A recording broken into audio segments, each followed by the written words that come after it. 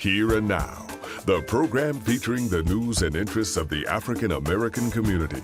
Here's your host, Sandra Bookman. Coming up, a closer look at what DEI rollbacks under the Trump administration really mean. Is it an attempt to erase Black history? African American studies scholar Dr. Khalil Muhammad weighs in. Also ahead, the New York City Schools Chancellor on a new initiative to train family members and students to help address some of the issues facing public education.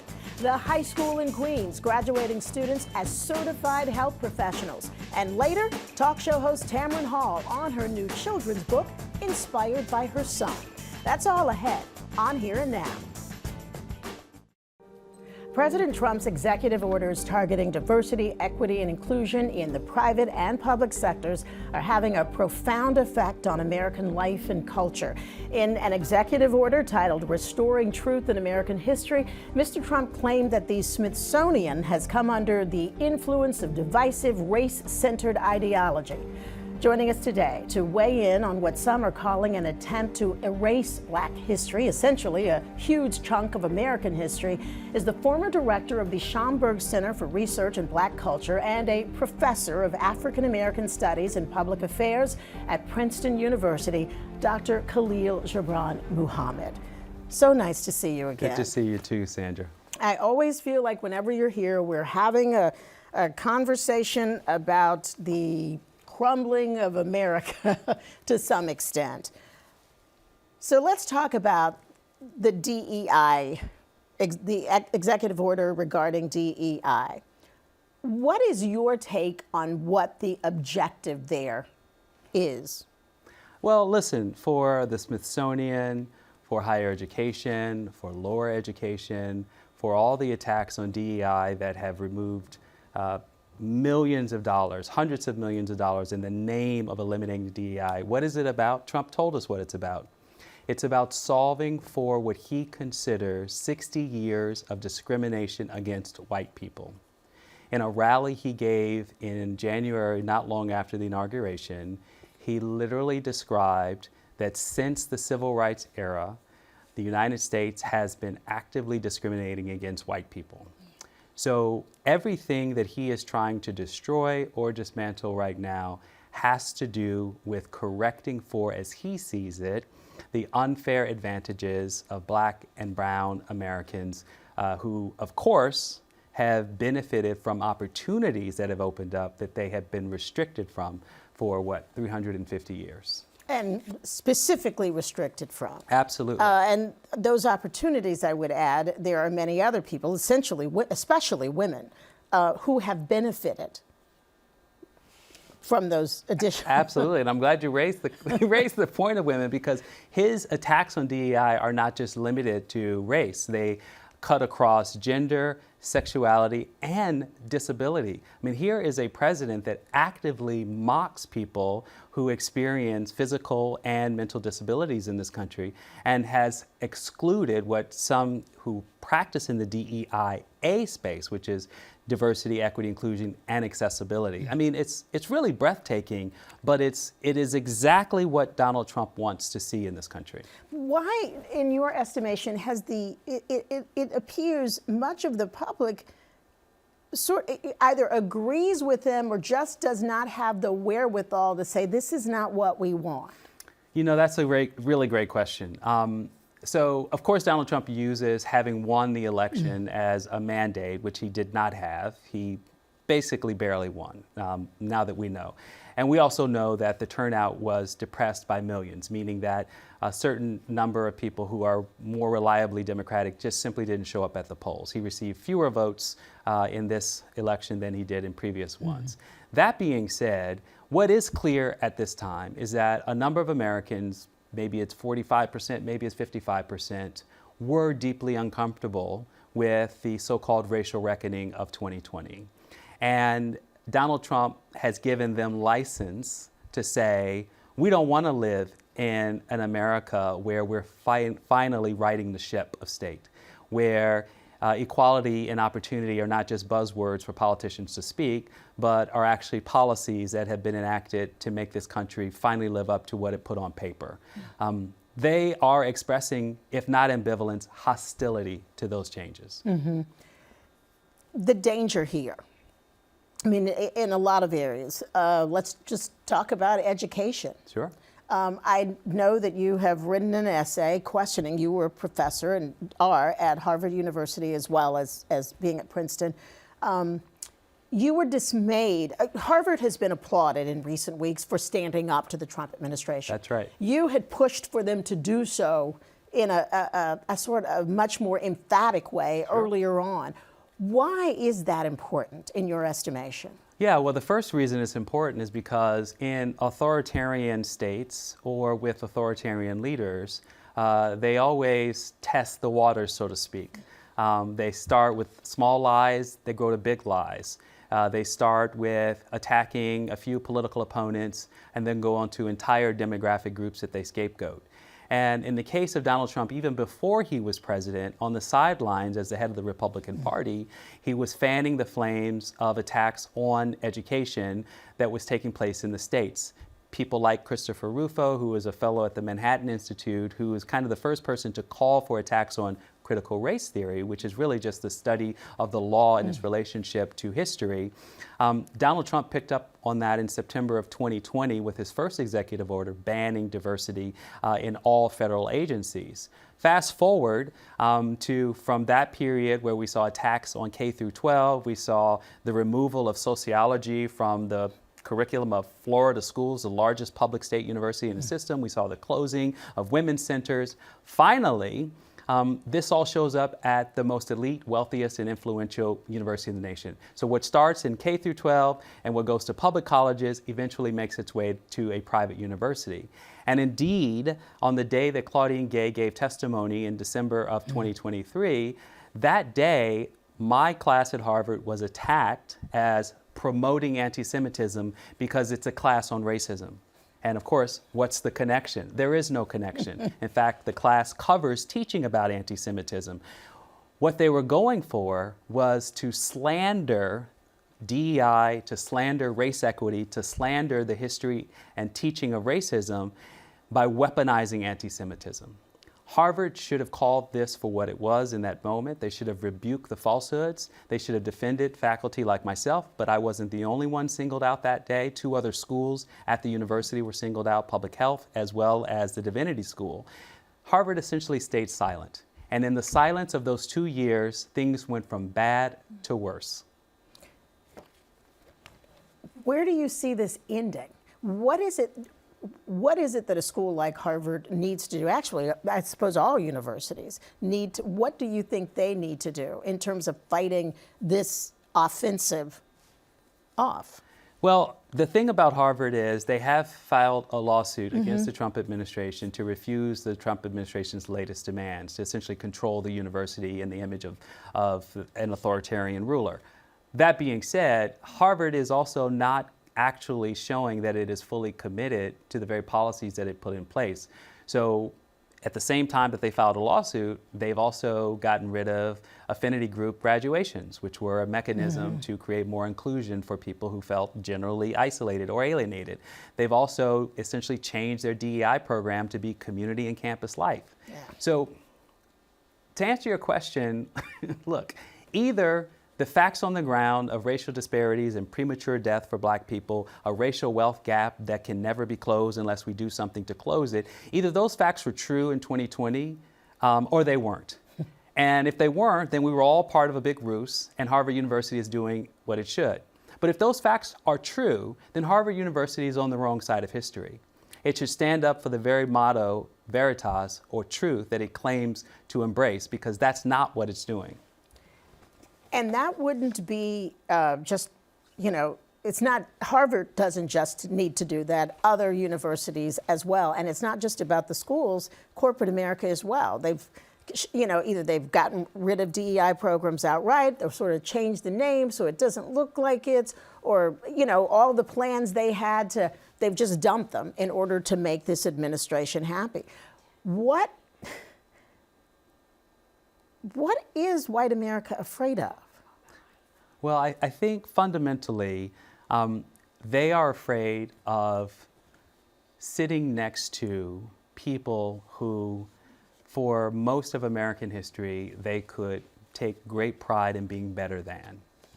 And I want to also acknowledge that we're only talking about part of white America. Yeah, we're only talking about it. Because one of the most profound realities that we are living with the consequences of was that 15 to 26 Americans took to the streets in the summer of 2020. The overwhelming majority were white people. So when laws that restrict the teaching of racism and the teaching of gender equality and laws that attack trans people are now proliferating in our society, part of that is a way of disciplining other white people from embracing truly equity in America. These laws are as much about keeping white people from changing their attitudes and their behavior as it is about benefiting black and brown or women or people in the LGBTQ community. Now, especially as an educator, what do you think when you hear this argument that is, to me, brought up at some of the most absurd times? Well, this should not be about what you look like or who you are. It should be a merit-based society, not based on gender or race. Well, it's laughable because the entire society was predicated not just on privilege, it was predicated on scientific research to prove that white men of European ancestry were the smartest and the most endowed with the leadership and intellectual capacities to improve civilization. And places like Harvard or even Princeton or any number of universities had faculty who advanced these points of view. Only in our lifetime, Sandra, have we begun to dismantle those pernicious lies. So what we are living with right now is about a generation at most, and more particularly 5 years of policies at universities that really at scale or even in corporate workplaces to try to say, you know, finally, yes, white men have had an advantage for 400 years of American history, and it was an unfair advantage, and it was an unearned advantage. Pete Hegseth, as the Secretary of Defense, could not be more unqualified as a person to lead the largest bureaucracy in the federal government that takes up the biggest share, aside from Social Security and Medicare entitlements, than any other. And yet here we are. So we're supposed to pretend like this man is qualified for his job or that Donald Trump himself is qualified for the job. But that's the world of what my kids used to say of opposite day. Wrong is right, fiction is fact, you name it. What would you like to see Americans doing, considering that there's an effort apparent to erase their history, that somehow we're supposed to predicate what we do going forward on half of the facts? What do you think we need to do? Because this goes far beyond universities, Absolutely. goes far beyond companies. I mean, it really goes to the very heart of who we say we are and what kind of America we are actually going to be. Yeah, it's a great question. So there are 3 things that are working currently, and we need to lean into them because they seem to be the most effective pathway to at least stop and or get out of this mess. One is protest. So if people have not participated in a protest, it is your right, it is part of your civil liberties in this country to express your point of view to the government. 2 is to support journalism. All of us, including in this context, are responsible for telling the truth, for being part of the dissemination of information. And if you have a story to tell as a victim in this moment, just as I have chosen to tell my story, you need to tell that story. So protest and journalism. And the 3rd is litigation. We live in a country that, until quite recently, was a nation governed by laws. That is unraveling before us. But until and if that finally comes undone, we all need to support through financial resources, through other means of supporting organizations that are leading on the front lines of litigation. The courts can't help us out of this if they don't have lawsuits before them. And fortunately, we've seen something close to 200 lawsuits that have been filed. People need to support the organizations like the ACLU and others, or the NAACP-LDF and many others that are filing those cases. Do you think Americans, black, white, what have you, tend to be too complacent. They just kind of think, oh, well, we're going to get through this, and this is pretty much forever, which obviously that is not the history of the world. Yeah. But Americans seem to have a mindset that, yeah, we'll get past this. And do you feel that life Americans have gotten used to is in jeopardy here? I do think that the myth of American exceptionalism, that we are one nation, that we can always work it out, that our Constitution, the oldest, is going to save us, has contributed to a kind of greater patience for what's been unfolding in this country at this time. But as a historian, it is false comfort. Listen, almost 1 million people died in this country over the issue of slavery in the context of the Civil War. And in parts of the world over the course of the 20th century, we have seen genocide and conflict play out in ways that this country is often teaching lessons from, even if it's not learning its own lessons. Nothing will protect us from political violence or from a civil war unless we choose to stop one in its tracks before it's too late. Dr. Khalil Gibran Muhammad, it is always a pleasure to have you on the show. Thank you. We'll be right back.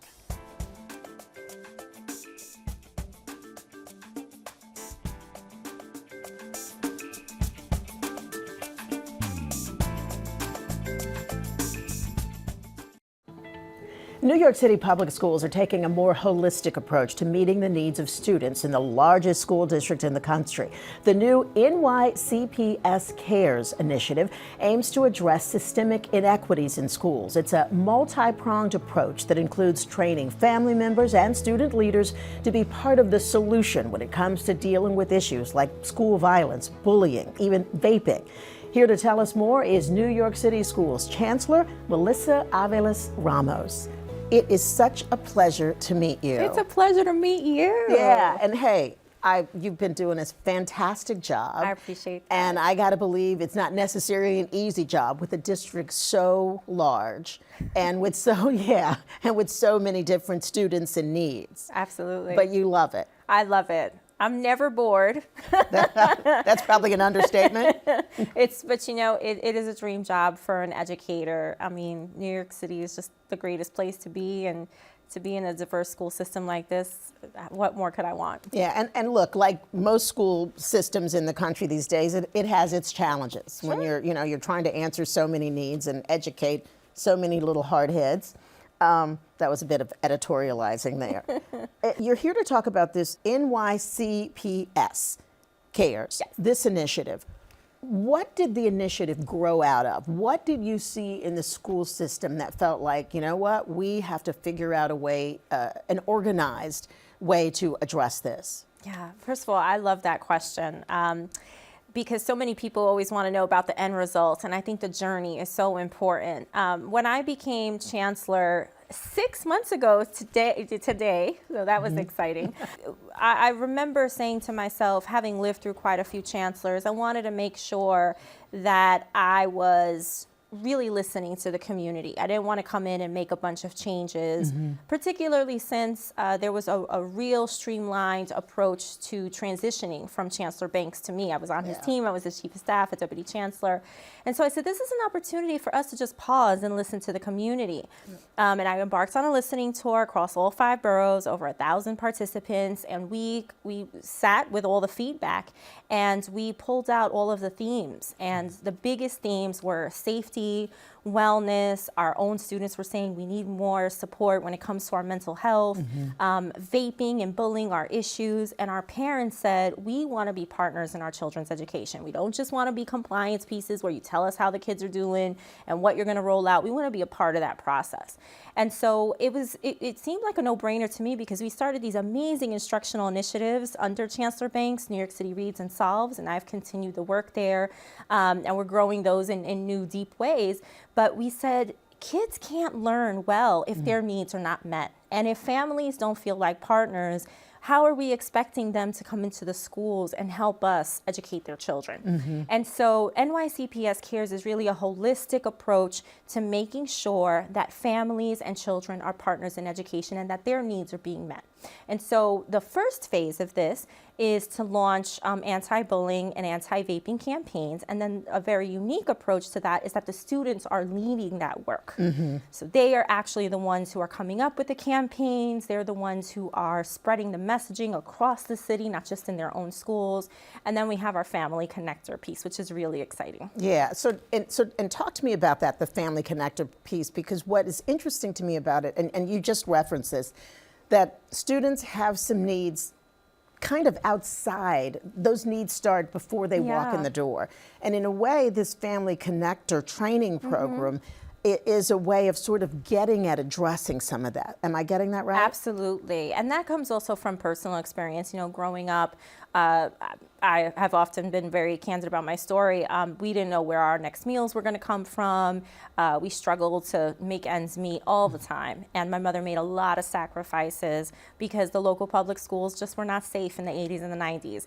And so she went to a local Catholic school and she worked off my tuition, and that's how I was able to go to a school that she deemed safe and acceptable. And so when I asked her once, you know, why didn't you ask for help in the school? She quite simply said, well, the school was supportive, but I couldn't let them know how bad things were because I was scared that they'd take you away from me and they would think I'm unfit. And I thought about so many of the parents I've worked with over the years from my role as teacher and principal, and how much we have to repair, build, and maintain trust with our parents. And so when you think about your parent leaders, they're not just the people who are in these elected positions. They're anybody who wants to advocate for their own children and all children. But many times they don't know the resources available to them across New York City because there's so many resources available. And where do you go to one place to identify those resources? And so our family connectors are these amazing parent leaders who are going to be trained on all the resources available in New York City. If you're facing housing insecurity, if you're facing food insecurity, if there's a domestic violence situation, issues with immigration, a host of issues that they will be trained on. So that way, quite simply, if I'm having an issue, I can just go to you and say, what resources are available? This is the problem I'm facing. How can I, what support can I get across New York City? And those connectors will be in all schools, or the program is starting out in a select number of schools and then it'll expand? Great question. So it's going to start in a select group of schools in high needs district. And we defined high needs districts by districts that have, sort of higher chronic absenteeism rates, higher teacher turnover. And again, not to blame the school, but just understanding that the communities might have some additional issues that others don't. And so the family connectors won't only be in schools, they actually will be in the community. So working with our elected officials and other community-based organizations to say, hey, where should Melissa be positioned? Do you have any resource fairs? Is there like a library or a community space that she should be in, and she can set up shop there, and as parents come in and ask for these supports, it's safe, no one's taking information, no one's sharing information, it's confidential. You're just trying to get them We're just trying to get the help that they need, So I'm listening to you talk, and I know that there are going to be some naysayers that say, well, wait a minute, that's not a school's job. Why are you're getting off into things you shouldn't be dealing with? What's your response to that? My response is that schools are no longer what they were designed to be many, many years ago. Schools are community hubs. And if we sit here and we think that a teacher and a principal's job is merely to educate on reading and arithmetic and send children home, and not see the value in providing partnership to parents and support to the whole family, then they are going to miss the opportunity to truly educate a child. So this is not us going above and beyond. This is us recognizing that in order to get it right, we got to educate a child with the whole village. Yeah, you got to dig in and do it. And in addition to the parents being involved, you talked about the fact that the students will be getting this hands-on training. And so what will their role be? Will they be working in the anti-bullying, anti-vaping areas? Absolutely. So we know that children learn best from each other. Let's think about how effective it is when us as adults say, child, don't do something or do something. That in itself sets the stage for them to do the opposite. And so young people have powerful voices, and student agency is so important. It's a part of my leadership that means a lot to me. And so when we think about young people who are actually standing up in community forums and saying, hey, Chancellor, we have a problem with vaping and we have a problem with bullying. What say you? We're turning around and saying, what do you think the messaging should be? How can we give you tools and resources and a platform to send the message yourself? So this could look like PSAs, this could look like social media, this could look like other campaigns and even contests. It's a very authentic and organic approach. So right now the students are working with our chief, Mark Rampersand, and his team and me to actually design what this looks like. Yeah. So some schools have started it. One of the schools was at the announcement. I got to rock a really cool shirt. It was from the BX, so I was extra exciting. But we're learning from their best practices, and now we're pulling them all together centrally and saying, what resources do you need to get the messages out there? Now, I have one question I want to ask you. I kind of put you on the spot. The DOE and compliance with President Trump's demand to end DEI programs in public schools. Are you able to talk to me about what the plans are here in New York City? New York City's diversity is New York City's superpower is its diversity. And we cannot say that we are going to educate children without recognizing and honoring that diversity. And when we talk about diversity and equity, there are myriad ways to define it. One is making sure that the instruction and the curriculum are both excellent regardless of where you are in the city. So you shouldn't have to go to one particular district or one particular school to get a great education. New York City reads and solves. That's why that work is so important to me. That's why it was so important to Chancellor Banks. That's why it's so important to our mayor, because that is equity work. We're not stopping there. In terms of our children seeing themselves in curriculum, that is research-based. Kids learn best when they see themselves in the curriculum, when they see representation in their teachers. And so our Hidden Voices curricular resources, those are going to continue. They are woven into our social studies curriculum, which is Passport, because children need to see themselves in history. And the narrator is important. There are primary resources, there are secondary resources, and our young people are entitled to an array of curricular resources that speak to who they are and the greater community. So not just learning about themselves, but learning about all of the other people who make up this great city. So our diversity work is strong. It is layered into everything we do, particularly in curriculum and instruction, and we're not stopping. Thank you. Thank you. Thank you so much for being with us, Chancellor. NYCPS Cares. Yes. All right. Schools.nyc.gov. You can find out more about some of the wonderful programs that are in place right now and all the other things in the New York City public school system that could use your attention. Thank you so much for sitting down with us to do. Best of luck, and you have to come back. Thank you. I would love to. All right. We'll be right back.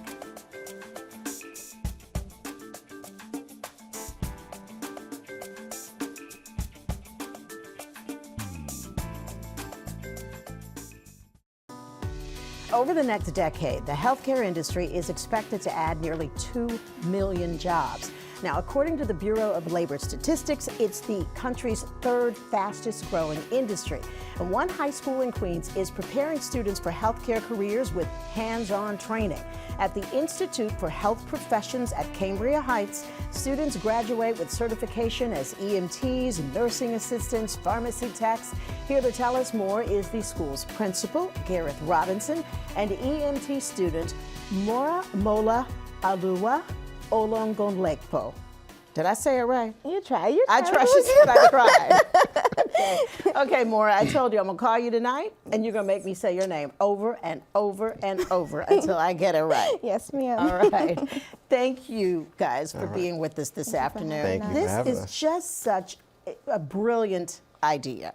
And so talk to me, really, the school started 2013, we said? Yes. How it came about, because it seems to be doing exactly what we would like our high schools to do, truly prepare students to walk out into the world, and if they need to start working.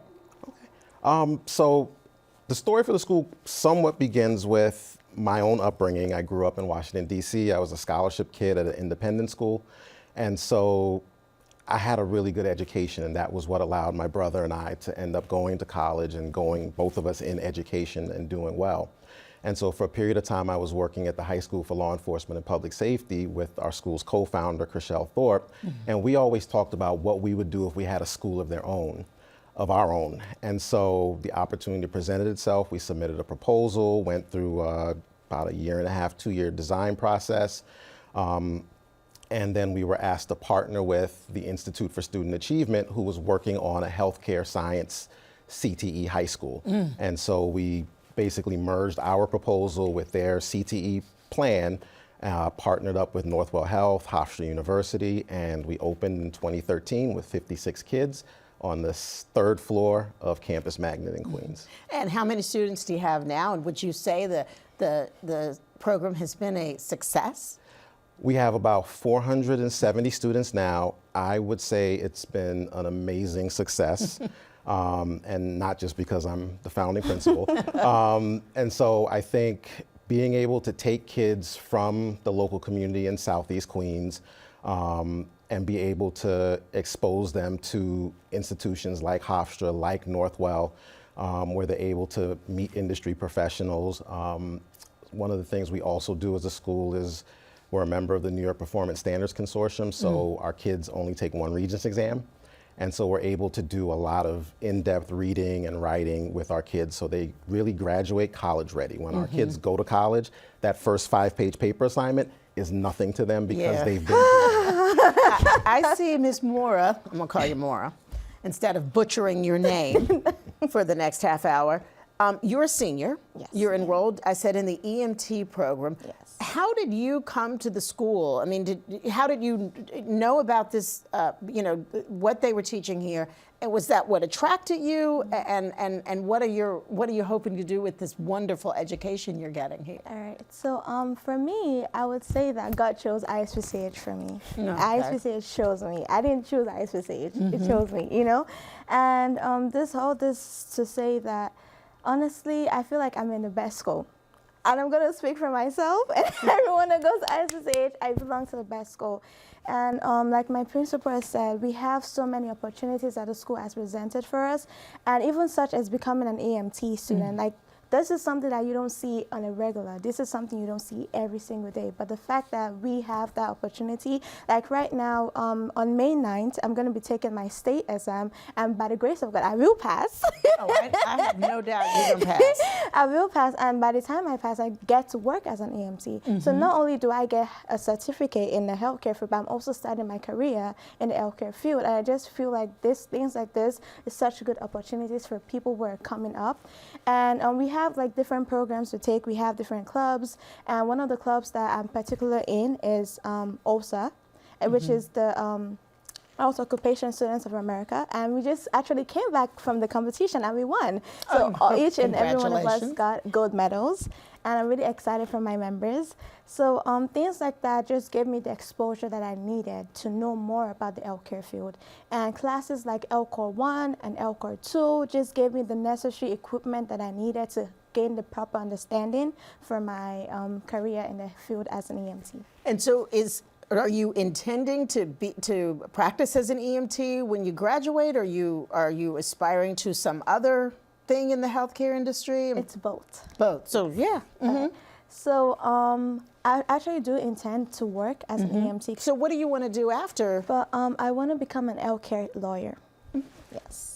Don't you love her? Yes, very much. Don't you? I'm so glad you brought her today, even if I can't pronounce her name properly. Listen, it's okay. So when you hear her talk, and she's so excited about what she's learned and the opportunities that you guys have been able to prepare her for through her own hard work, it has to make you feel that you got into the right profession for you, that this is what education is about. Yes. Yeah, so I mean, our school, we try to do a lot of things, and we describe the school as different by design. So we do, as a small CT school, we try to give the kids art, music.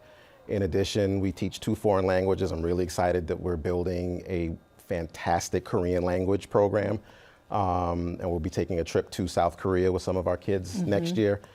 We try to expose them to things, so we try to do things differently. We took a group of kids to Costa Rica last year. We're going to Spain this year. and South Korea next year. And there's a lot of hands-on opportunities. Yes. This is not just book learning. Talk to me a little bit about what some of those opportunities are. I'm assuming a lot of this is alongside your partners. Correct. So our CNA students work on Fridays. They go to a nursing home run by Centers Healthcare. And so they're there under the supervision of our 3 RNs who are teachers at the school. And that's where they're learning all of their nursing skills. So they're actually getting the formal practice. So they have to do 108 hours of work in the nursing home. The EMT kids, most Fridays in the year, we actually send them over to Northwell Center for Learning and Innovation. And that's where they're learning all of their practical skill labs. So the lifting and moving labs, the trauma, the airway, all of the different skills that they will need to work as EMTs. They have to do 2 ambulance rotations as part of their training. And so they will be on a 911 call, and so they will get the actual experience of doing this work as a great entryway into either a healthcare job for themselves, or, as most of our students do, they will go on to 2- and 4-year colleges. Yeah, which is terrific. Yes. So Maura, as a senior, do you have an opportunity, I guess, to interact with some of the younger students and sort of, if I was around you, I would feel, you get me all pumped up about it. So one of our school's core value is leadership, scholarship, and service. And our school is very key on leadership. And I feel like that's a role that I also had to learn to take on as a student. And even right from freshman year, like I didn't have to be a senior in order for me to even take or step into those roles. And right now I'm the school store manager, and I've been the school store manager for 4 years. And I have the opportunity to welcome people who are younger than me. And just having the opportunity to talk to them about the things I have gone through and what I love about my school just makes me so happy, because they get to see things from the student perspective, you know. And sometimes I feel like a lot of, like as kids, we go through a lot of things, and especially in school, you know, you may not find people you feel like you could relate to. So the fact that I feel like I could go out there to, you know, tell them, listen guys, this is a real deal, you know. I get to see like things from a different perspective, because I'm really around my teachers a lot. Like I'm around the dean, I'm around the principal a lot, so I get to see things from perspective that they probably wouldn't see. So me being able to talk to them about that and let them know this from my experience just what overwhelms my heart, you know. And I love the fact that it preps me for the future, because I feel like as a student, me stepping into college, it's very important for me to know how to take a lead, know how to step into the spotlight, know how to talk to people.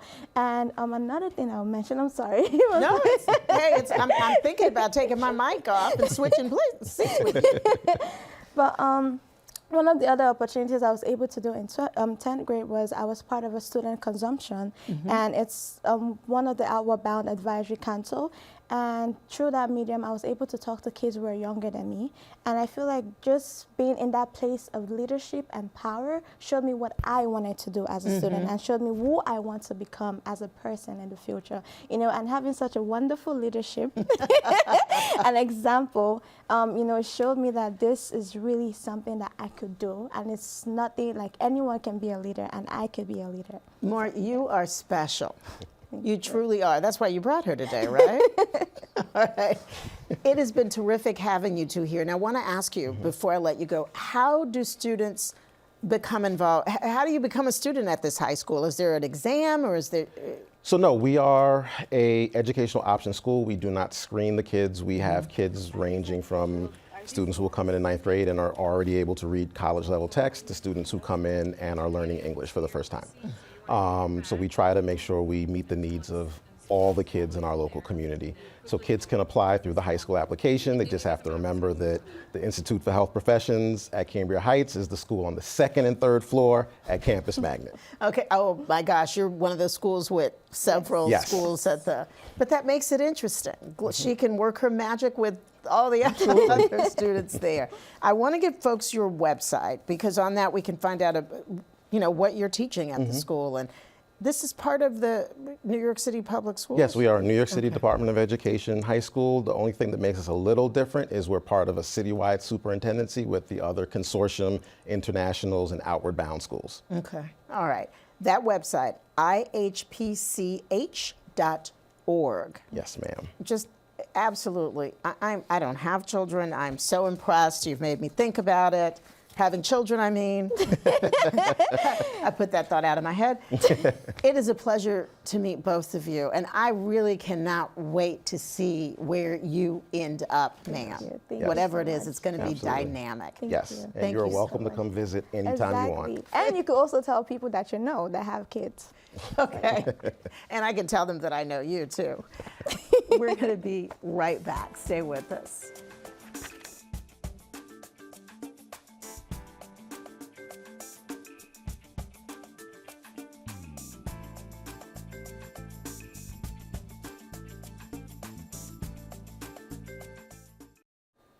No question, Harlem is a cultural hub for African Americans, a mecca for black art, music, and self-expression. The new children's book, Harlem Honey, The Adventures of a Curious Kid, not only takes young readers on a fun-filled, illuminating tour uptown, it also teaches them the meaning of home. It was written by our next guest, an Emmy Award-winning talk show host and inspired, I should say, by her son, Moses. It is our pleasure to welcome journalist, author, and busy mom, Tamron Hall. Oh, it's so good to be here. Thank Finally. you so much. I know you get a minute. I feel that I've arrived. I am 15 years of living in New York, and I have arrived to this destination. Well, it is wonderful to have you here. Thank you. And what I was secretly hoping is that you might bring Moses with you. He's at school right now or running around, but you know what? He is ready for his close-up, trust me. He has noticed that his face is the cover of the book. He notices that the character in the book, his name is Moses as well. So he thinks he's a little mini star, but I told him, you're not the first Moses, honey, so maybe it's not you. Maybe it's not you. All right, so you have to have him watch. Manage that Ten ego. Commandments all the time. What was the inspiration besides Moses? Yeah. Why was Harlem the place to feature in the book? You know, for two very specific reasons. When I first moved to New York, I'd lived in Chicago for 10 years, and then I moved to New York in 2008.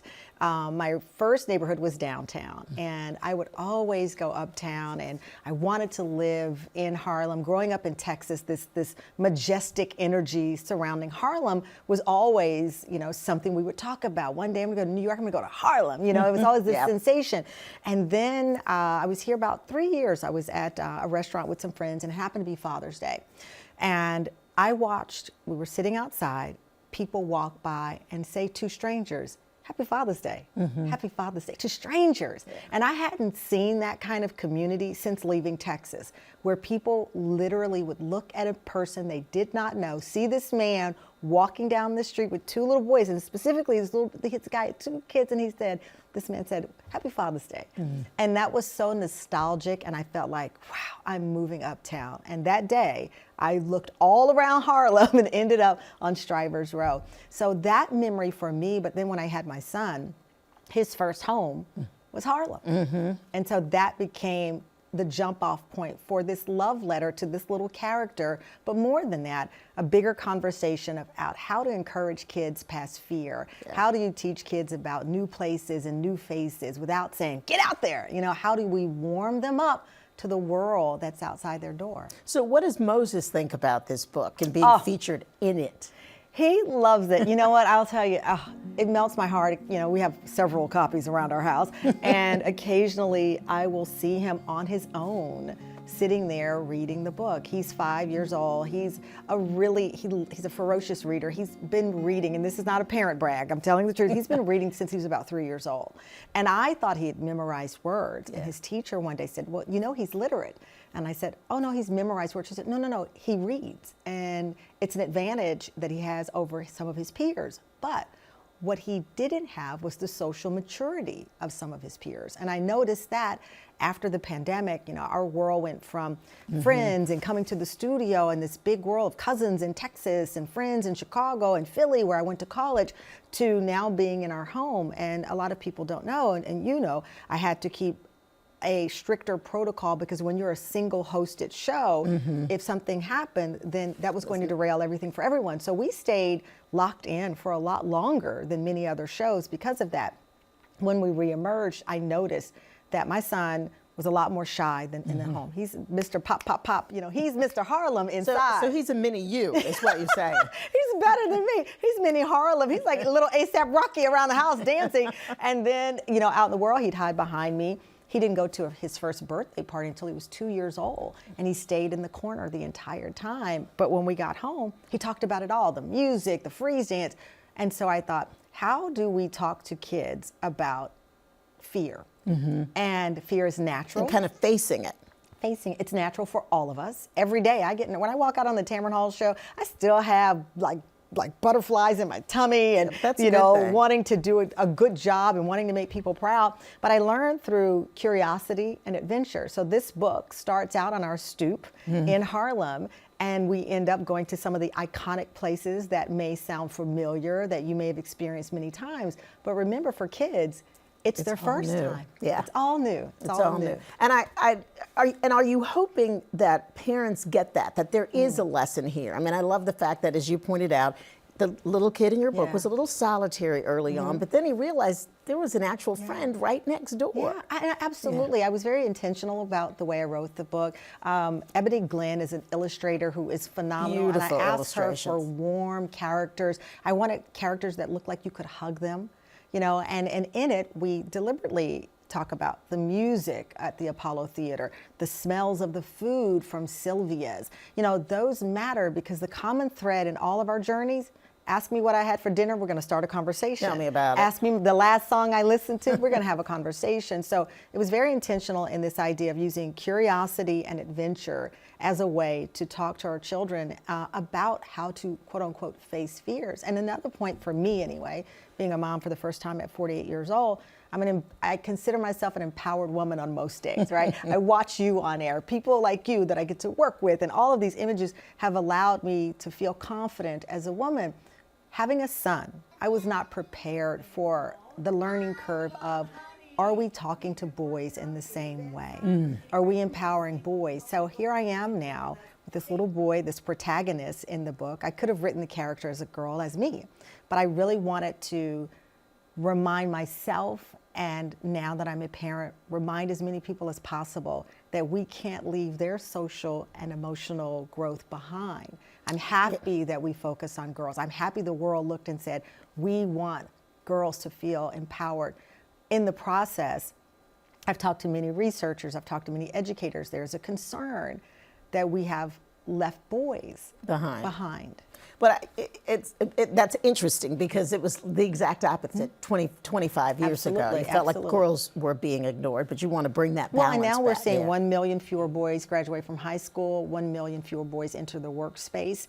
And, we've had this conversation for some time, but we are seeing it. We have a show coming up, for example, on our show. Jalen Rose is coming on to talk about a book that made him feel more confident as a young man after losing his mother, who was a strong figure in his life.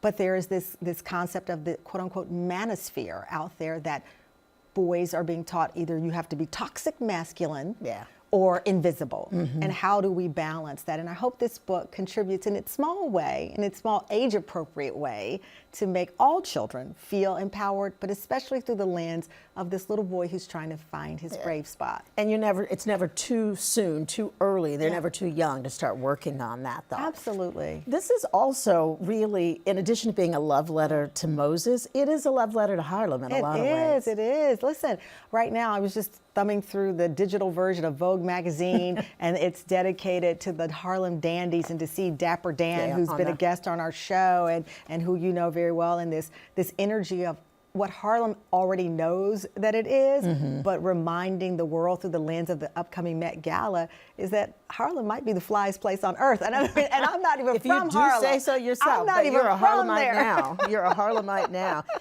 You're talking about motherhood and the things that you didn't think about before you became a mother. We look at you, you're stunning every day, you're all together, you're happy, you're talking about your baby. But I know that it takes some work to get all of this done. What are some of the challenges as a mom, especially a working mother, that you have faced that surprised even you? Oh gosh, Bonnie Raitt has a song, Scared to Run Out of Time. And I think that applies to all of us, right? But certainly, as a mother, I'm now almost 55 and I have a 5-year-old. It's crazy to even say. But, you become afraid to run out of time. And how do I face that? You know, just as in this book, you know, that's a fear. How do I face it? And I face this through curiosity, through the lens of this kid, you know, and I appreciate the quality of the time when the quantity is not always available. Should we expect to see a sequel to Harlem Honey? Yes. Is there going to be a series? Yes. And should we also expect to see little animated Moses on TV anytime soon? You know, listen, first of all, when my team called me and said we'd made the New York Times bestseller list, I was in a state of shock. In fact, my team called and they said, congratulations. I said, oh no, I know we didn't make it. They're like, oh no, you did. I'm like, wait, what? You know, that was an amazing accomplishment. I'm sitting here, I'm going, is there anything Tamron Hall can't do? Ooh, if I can't, I want to learn it. Okay. That's a perfect answer. So where can we find the book? You can buy the book Everywhere. wherever books are sold, wherever you buy your books, online or supporting some of the beautiful local bookstores in New York. There are some phenomenal ones, and I love supporting them as much as possible. And so I got to ask you, does the writing give you as much pleasure as doing the TV thing? It's a different sensation, but it absolutely does. You know, I do, like any person, I think about what's my next chapter. You know, when I started the Tamron Hall show, I said 5 years. And now we're almost at 7, just got renewed for season 7. I'm like, okay, maybe 10. And then how I see my life, ultimately, to be honest with you, is I'd love to teach journalism in Rome. Temple University has a campus in Rome, and I'd love to continue writing my mystery novels and my kids' books and producing other next Tamron Halls, if you will, in the world. I don't know, I keep dreaming, and that's the beauty of all of our lives. Imagine these 2 women right here in this spot. That's what a dream gives you. Yep. Love you. Love you. Love you, love you, love you. Miss Texan. So at Tamron Hall, TamronHallShow.com, and you can find this book, Harlem Honey, The Adventures of a Curious Kid, wherever books are sold. Thank you so much for taking time to talk to us, because I know you're running. I've arrived. Look like I made it. There you go. All right. You can come back anytime you want. We'll be right back.